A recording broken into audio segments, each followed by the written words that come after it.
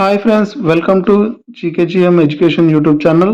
So ఈ వీడియోలో వచ్చేసి మనము గ్రూప్ 4 రిజల్ట్స్కి సంబంధించినటువంటి డీటెయిల్స్, అదేవిధంగా ఈ యొక్క ధృవపత్రాల పరిశీలనకు సంబంధించినటువంటి వివరాలను ఈ యొక్క వీడియోలో మనం పూర్తిగా తెలుసుకుందాం.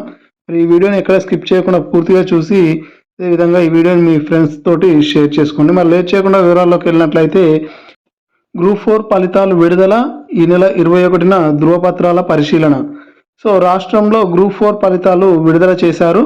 వివిధ ప్రభుత్వ శాఖల్లో ఖాళీగా ఉన్నటువంటి గ్రూప్ 4 పోస్టుల భర్తీకి అయితే అక్టోబర్ నెలలో పరీక్షలు నిర్వహించిన విషయం మనందరికీ తెలిసిందే. అయితే ఈ పరీక్షలకు సంబంధించిన ఫలితాలను ఏపీపీఎస్సీ విడుదల చేసింది. ఇందులో 1-2 కోడ్ పోస్టులను అయితే ప్రతిభ ఆధారంగా ఆయా జిల్లా కలెక్టర్లు భర్తీ చేస్తారని చెప్పేసి పబ్లిక్ సర్వీస్ కమిషన్ కార్యదర్శి ఓ ప్రకటనలో తెలిపారు.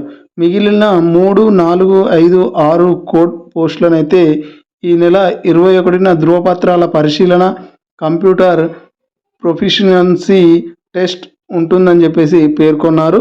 అభ్యర్థులు తమ ధృవపత్రాలతో ఈ నెల 21న విజయవాడలోని సర్వీస్ కమిషన్ కార్యాలయంలో హాజరు కావాలని చెప్పేసి విజ్ఞప్తి అయితే చేయడం జరిగింది. సో అభ్యర్థులు ఫలితాలను ఆంధ్రప్రదేశ్ పబ్లిక్ సర్వీస్ కమిషన్ వెబ్సైట్లో చూసుకోవచ్చు అని చెప్పేసి అయితే తెలిపారు. అయితే గ్రూప్ 4 రిజల్ట్స్కి సంబంధించి మనకైతే రిలీజ్ అయ్యాయి.